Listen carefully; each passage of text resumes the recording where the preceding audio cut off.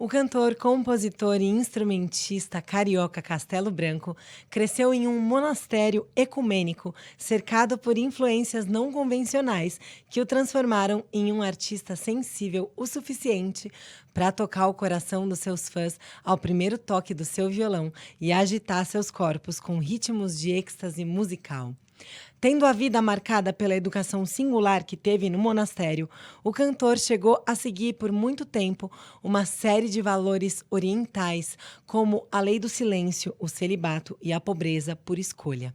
Por isso mesmo, suas canções são um convite ao diálogo, à reflexão, ao autoconhecimento e um mergulho interno de cura e autocuidado que reverbera no corpo e na alma e nos traz um despertar para a consciência.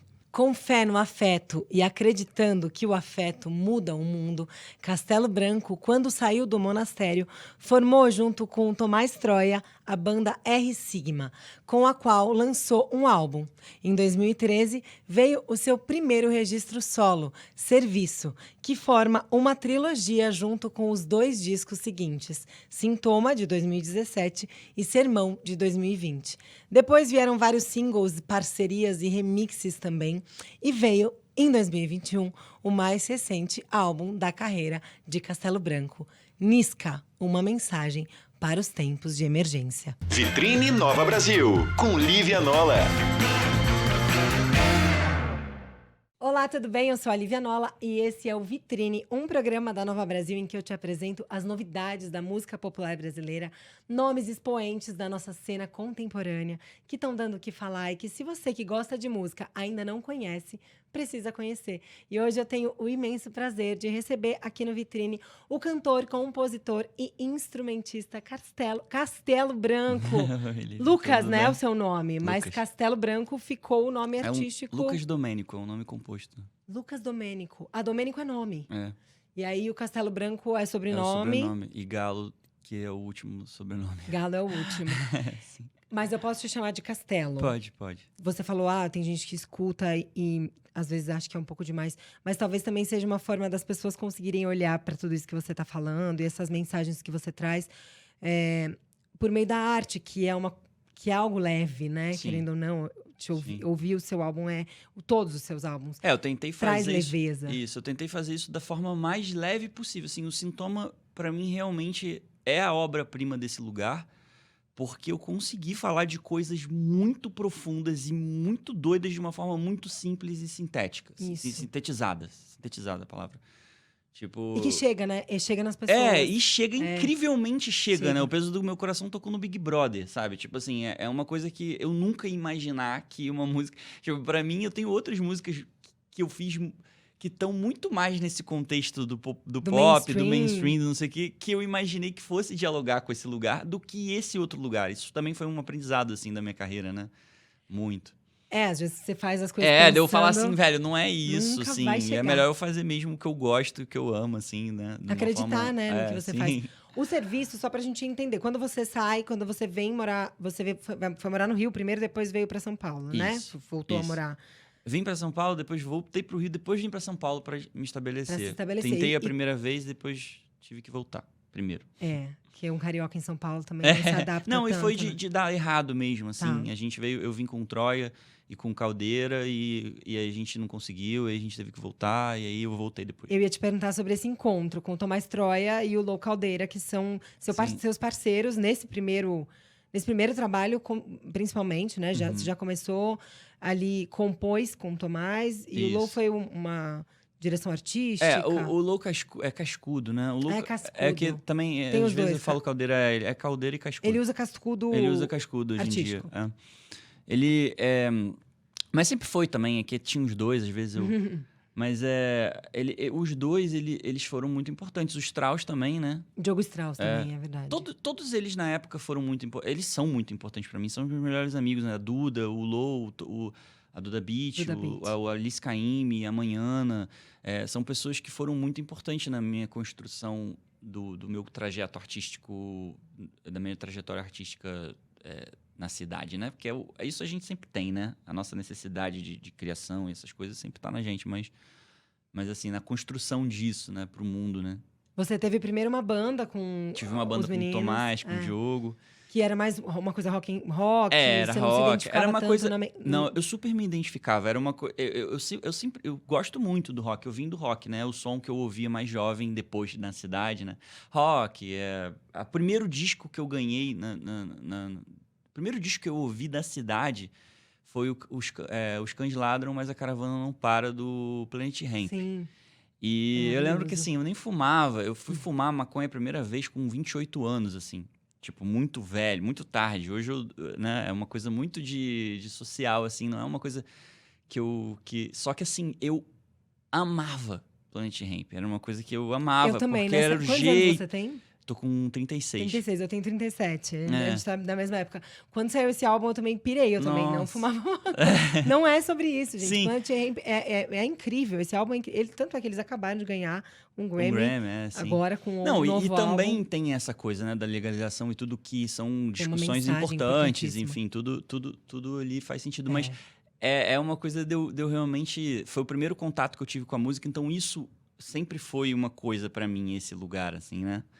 E aí, a partir disso, eu fui para outros lugares com os meninos e a gente foi experimentando. Era uma coisa... Porque na época era uma outra coisa que estava rolando. A gente estava indo em uma outra vertente, né? Porque a gente não era muito do que estava rolando na época do Que era rock, né?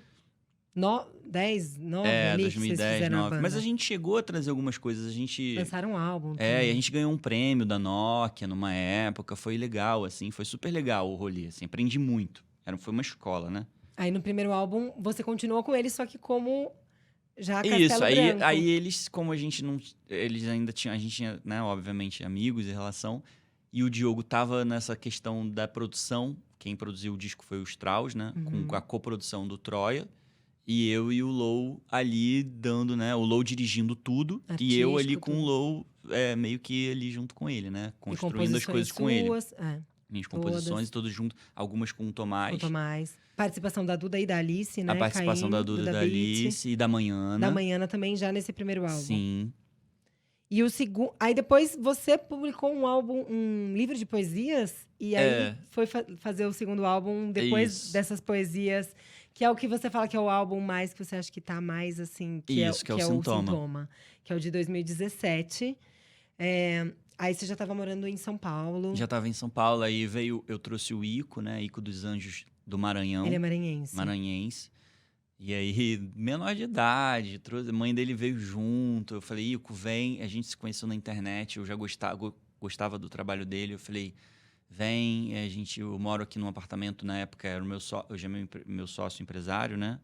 Eu morava com ele, a gente tinha um quartinho sobrando. A gente falou, vem, a gente fica aqui no quartinho. Aí depois esse apartamento foi ser alugado para uns gringos, mas eu continuei no quartinho com o Ico. E aí a gente fez o disco nessa coisa, assim, da gente ali vivendo uma coisa super sem dinheiro, assim, numa brisa muito do vamos que dá, vamos fazendo o que a gente consegue.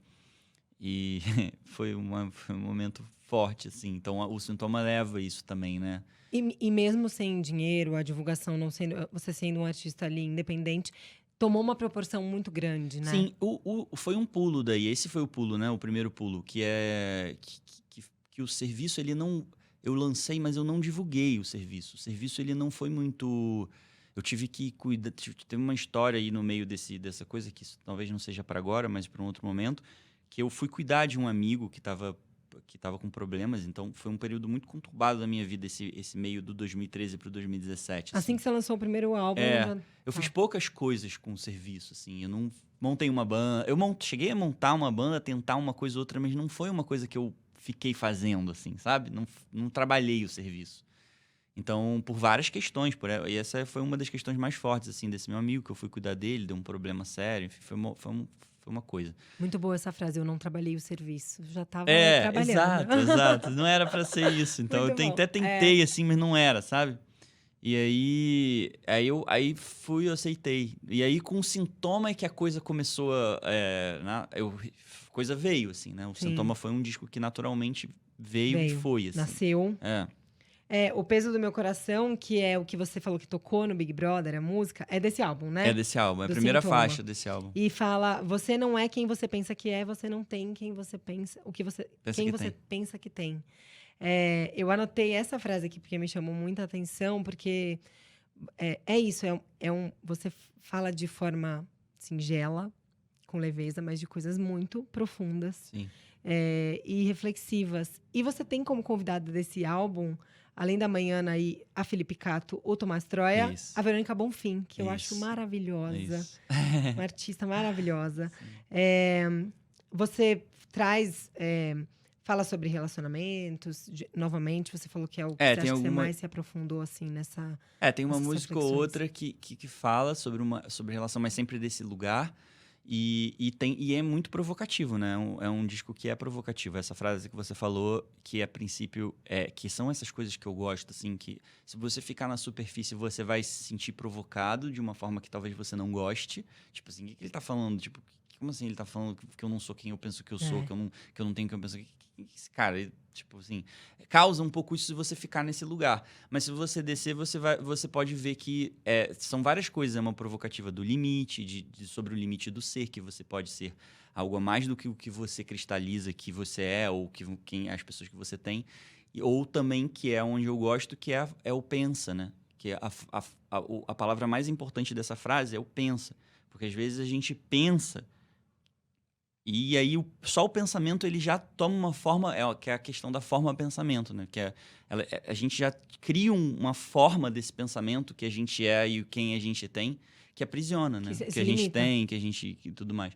Então, tem vários caminhos dentro dessas sínteses. E o disco é todo dentro desse lugar, né? Providência, coragem...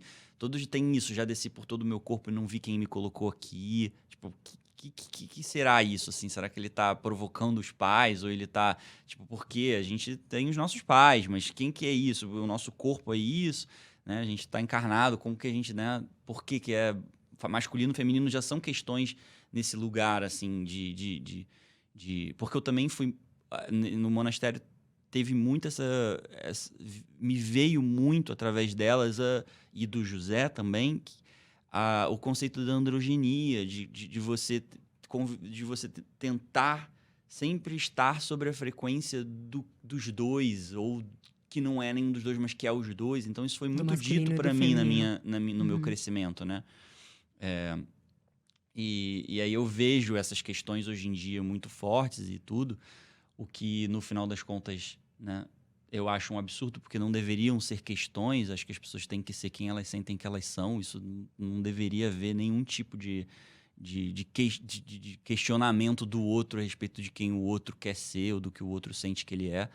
Isso é uma premissa muito básica dentro de uma visão mais nesse lugar, mas que, infelizmente, por questões de limitação de criação, né, às vezes as pessoas não têm a criação... que instiga, né, a criança a perceber que ela precisa permitir as pessoas e o outro a ser quem elas são, né? Não ter essa coisa... Mas, enfim, aí o Sintoma já traz todas essas coisas, né? Só que de uma forma muito poética. Não pode-se dizer que não é uma política muito direta, mas é uma política, que tem tudo dentro disso aí, né? Que traz uma coisa mesmo de expansão de consciência de quem escuta. Isso. E reverbera não só a gente sente no corpo, é o que você falou, às vezes reverbera sentindo no corpo mesmo, Sim. Ou faz refletir. Sim. Vai na época eu falei muito profundas. assim, eu falei muito da política do ser, né? Eu tentei falar um pouco nessa síntese, que eu sei que política é política e tudo, não quero nem tava ali para inventar uma nova parada de política, não é isso. Mas é que eu falava muito sobre, se eu pudesse dizer, era como se fosse uma política do ser, uma coisa da gente se questionar, da gente se entender como existência, porque eu acho que se a gente partir desse ponto, a gente vai conseguir ser mais aberto com o outro, né? Com certeza. Sempre é com a gente, né? Sempre é com a gente. A gente acha que é com o outro, que é uma coisa de... Não, mas se a gente resolve na gente, fica muito mais fácil da gente resolver no outro. E muda da gente tudo. permitir, da gente entender, da gente ver, da gente, né? Muda o tudo. estudo. Se a gente não estudar, né? É aquela coisa, a gente estuda tanto para ir para uma prova, né?